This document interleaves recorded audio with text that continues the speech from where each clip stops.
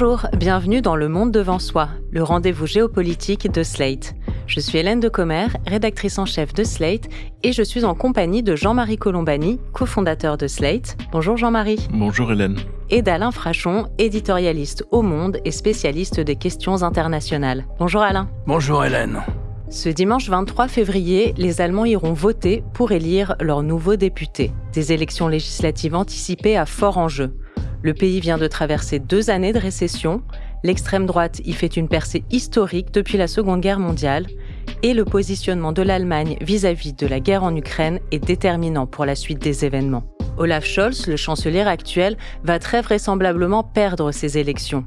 L'alliance conservatrice CDU-CSU, elle, est bien placée dans les sondages pour l'emporter et donc permettre à son candidat, Friedrich Merz, de décrocher la chancellerie.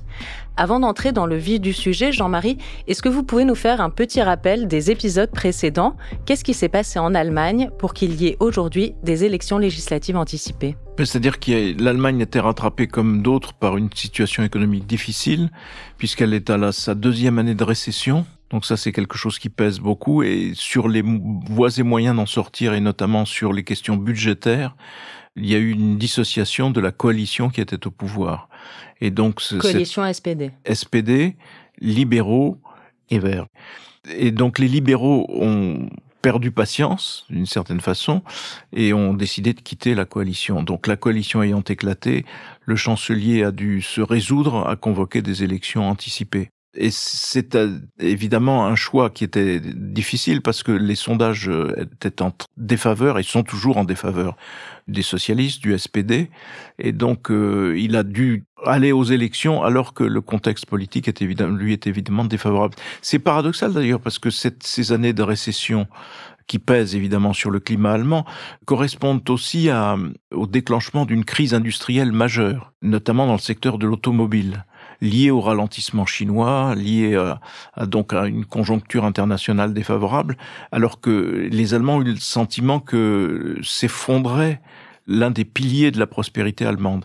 Et l'électorat traditionnel du SPD, qui est un électorat à majorité ouvrier, cet électorat petit à petit s'est détaché du SPD, donc a aussi affaibli le chancelier et son propre parti dans cette conjoncture-là, où on a le sentiment que le modèle sur lequel l'Allemagne reposait, c'est-à-dire un modèle qui était l'énergie, je m'approvisionne en Russie, ça s'est terminé avec la guerre d'Ukraine, mais j'exporte beaucoup de ma production en Chine, ça aussi c'était sur la fonction ralentie, alors même que l'Allemagne, dans le même temps, devenait la 3e puissance économique mondiale, derrière les États-Unis et la Chine. Donc c'est assez paradoxal, mais c'est comme ça, et c'est ressenti comme des éléments de déclin dans la population allemande. Donc la coalition éclate, et de nouvelles élections sont rendues nécessaires par cet éclatement, et il y aura probablement derrière ce vote une nouvelle coalition. Alors justement, Alain, qui est ce Friedrich Merz pressenti pour remporter les élections et constituer cette nouvelle coalition dont parle Jean-Marie? Il appartient au même parti qu'Angela Merkel, la CDU, mais l'ancienne chancelière l'a toujours tenu un petit peu à distance. Par exemple, elle ne l'a jamais nommé ministre. Il a été un critique systématique d'Angela Merkel pendant les 3 mandats, je crois, d'Angela Merkel à la chancellerie. Il n'a cessé de la critiquer, de temps en temps sur sa gauche, de temps en temps sur sa droite, mais il était systématiquement critique des choix, des grands choix d'Angela Merkel. Donc c'est un conservateur de la CDU, il n'y a aucun doute là-dessus. Il incarne cette forme de conservatisme sociétal qui est celui de nombreux chrétiens démocrates. En revanche, et je crois que ça peut jouer dans la conjoncture d'aujourd'hui, c'est un atlantiste profond. Et aussi un Européen, on aura l'occasion d'en reparler. Mais pour lui, le lien avec l'Amérique est fondamental.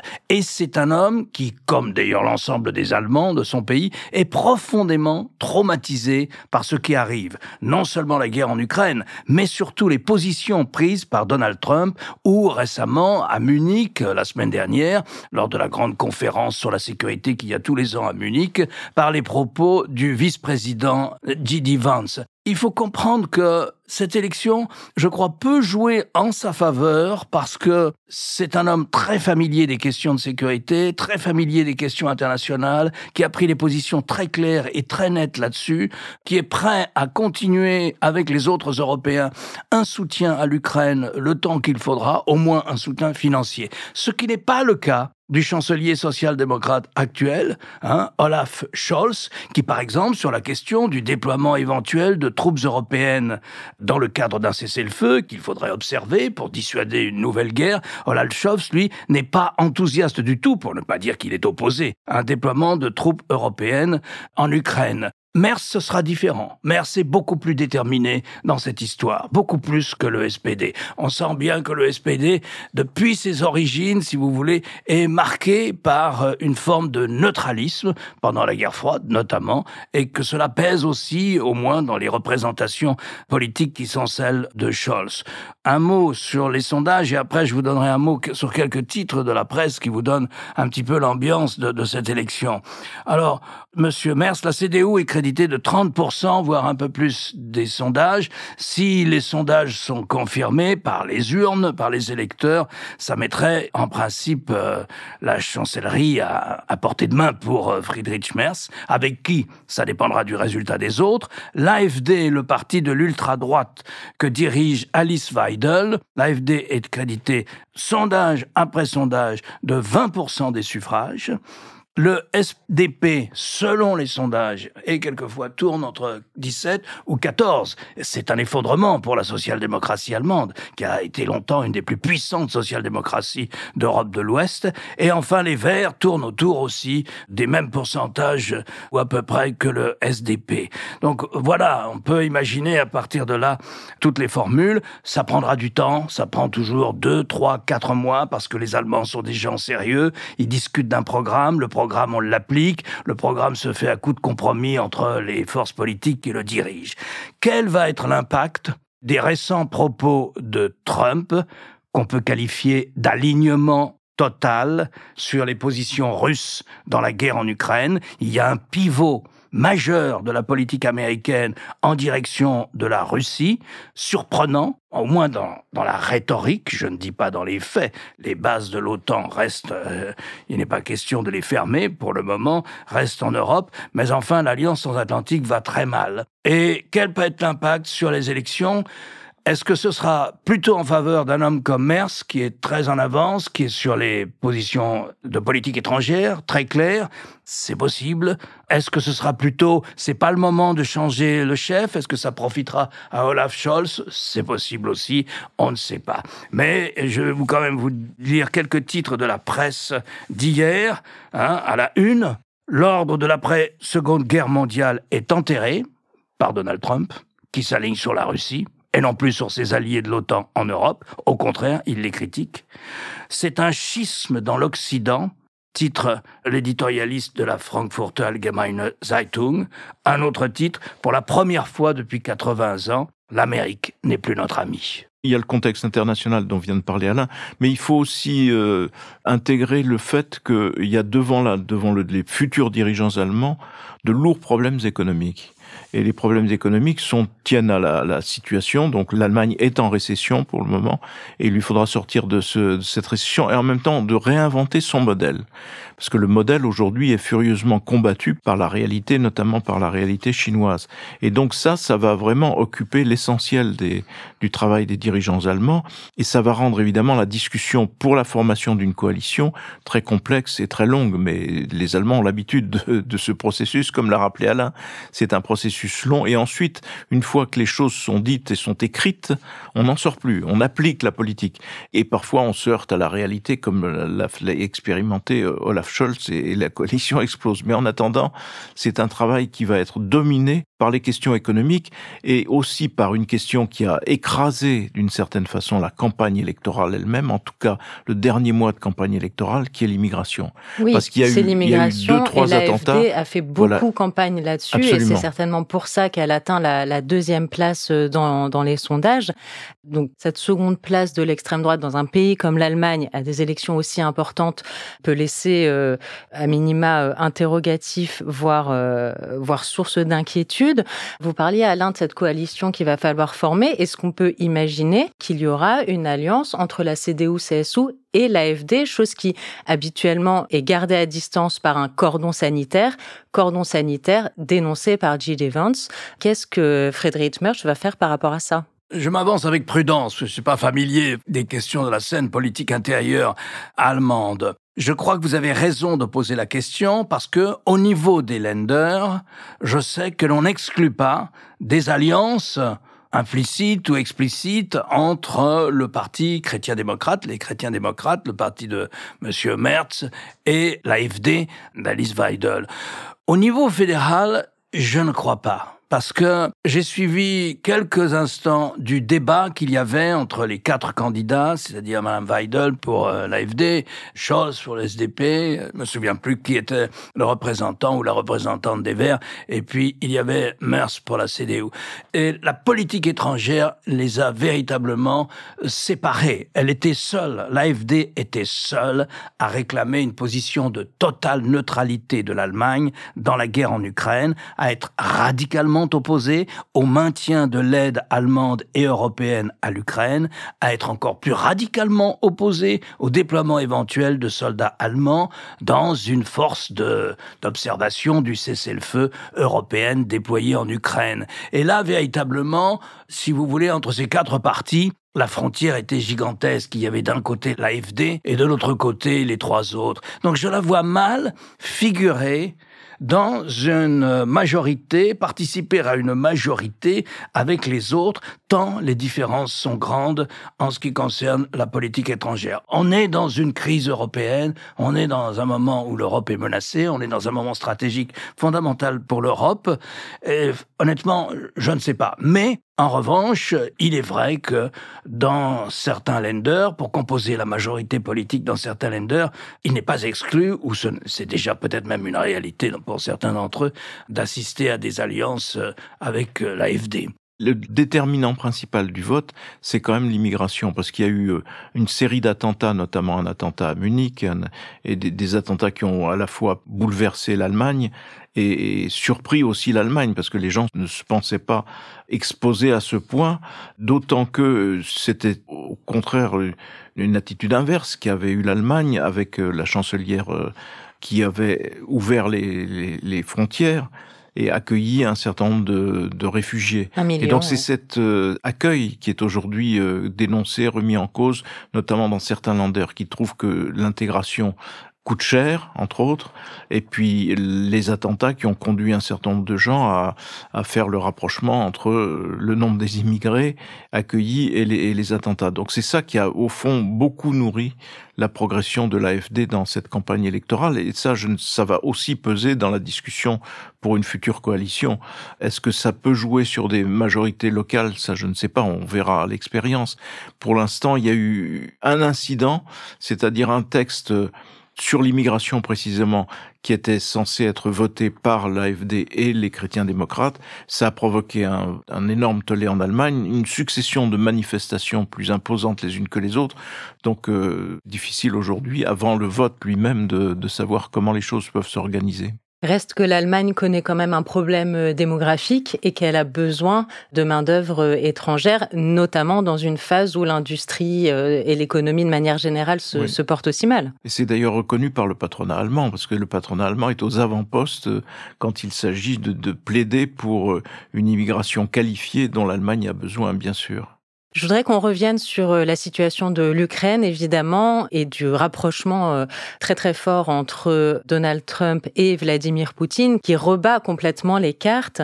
Vous évoquiez, Alain, la conférence de Munich qui a stupéfait complètement les Allemands, à la fois le peuple, mais aussi les dirigeants, avec ces propos de J.D. Vance sur le sol même de l'Allemagne. On peut aussi noter les soutiens répétés d'Elon Musk à l'AfD, qui a participé à des meetings de l'AfD, disant, par exemple, fin janvier, seule l'AfD peut sauver l'Allemagne.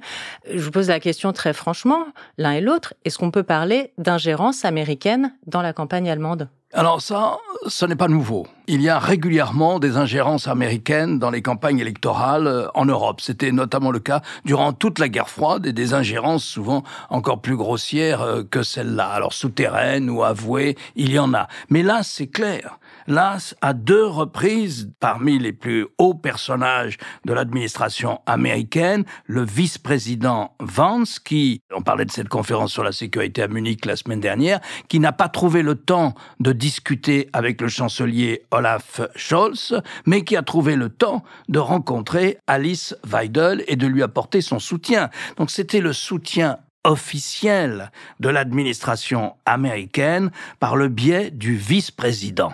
Mais n'oublions pas le co-président, si je puis dire, peut-être encore plus important que Vance, qu'est Elon Musk. Alors il n'a aucune fonction officielle. Enfin, il a un vague mandat que lui a confié le président avec une micro-administration à son service. Mais sa nomination n'a pas été confirmée par le Congrès, puisqu'il n'est pas ministre, il n'est pas membre du cabinet, il est beaucoup plus important. Il a son bureau dans l'aile ouest de la Maison-Blanche, c'est-à-dire tout près de Donald Trump, et on le voit souvent dans le bureau de Donald Trump, dans le bureau ovale de la Maison-Blanche, et c'est pour ça que je me suis permis de parler du co-président.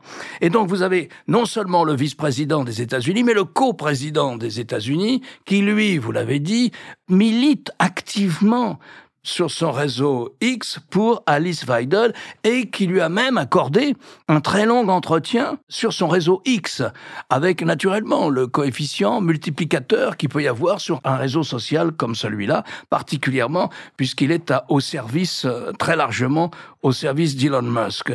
Donc c'est une position des États-Unis en faveur d'un parti d'extrême droite allemand avec encore des relents nazis, qui est un parti pro-russe, qui soutient Poutine, ami de Poutine, et qui, en ce qui concerne la guerre en Ukraine, défend les positions russes et souhaiterait que l'Allemagne observe une sorte de neutralité complice de la Russie dans cette affaire.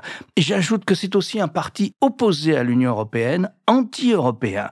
Donc voilà le parti politique que soutient l'administration Trump aujourd'hui. Pour les Allemands, c'est un cataclysme. N'oubliez pas que cette République fédérale d'Allemagne, elle a été façonnée par les États-Unis au lendemain de la Deuxième Guerre mondiale. La Constitution telle qu'elle est, cette Constitution fédérale, elle a été faite par les États-Unis. Et ce pays a toujours considéré que les États-Unis, c'était sa garantie de sécurité. Sa garantie de sécurité, c'était pas l'Europe. L'Allemagne s'est opposée à tous les efforts pour qu'il y ait une politique européenne de défense. Donc voilà, des liens très forts, manifestés par les interventions de Musk et de Trump, des liens très forts en faveur de l'extrême droite allemande à quelques jours des élections. Alors avant même ces épisodes, il y avait eu un premier mandat de Donald Trump. Et au cours de son premier mandat, il avait au fond commencé d'esquisser cette attitude américaine distante vis-à-vis des alliés, entre guillemets, européens, et au contraire beaucoup plus indulgente vis-à-vis de Vladimir Poutine. Et ça avait conduit la chancelière à l'époque, Angela Merkel, à parler de trahison. Elle avait donc déjà parlé de trahison de la part des États-Unis vis-à-vis de l'Europe et en général et de l'Allemagne en particulier. Donc là, c'est, j'allais dire, trahison puissance 10 par rapport à ce qui s'était passé à l'époque.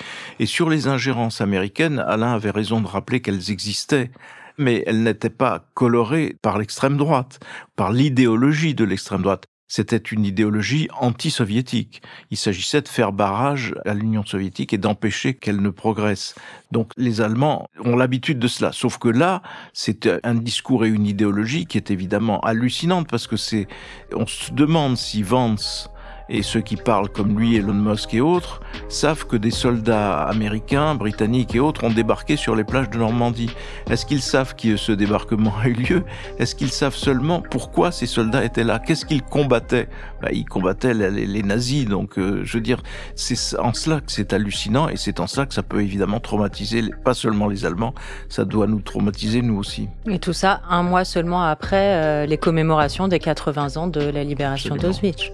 Merci beaucoup Alain Frachon, Jean-Marie Colombani. On se retrouve la semaine prochaine pour un nouvel épisode du Monde devant soi. Merci Hélène. Au revoir Hélène.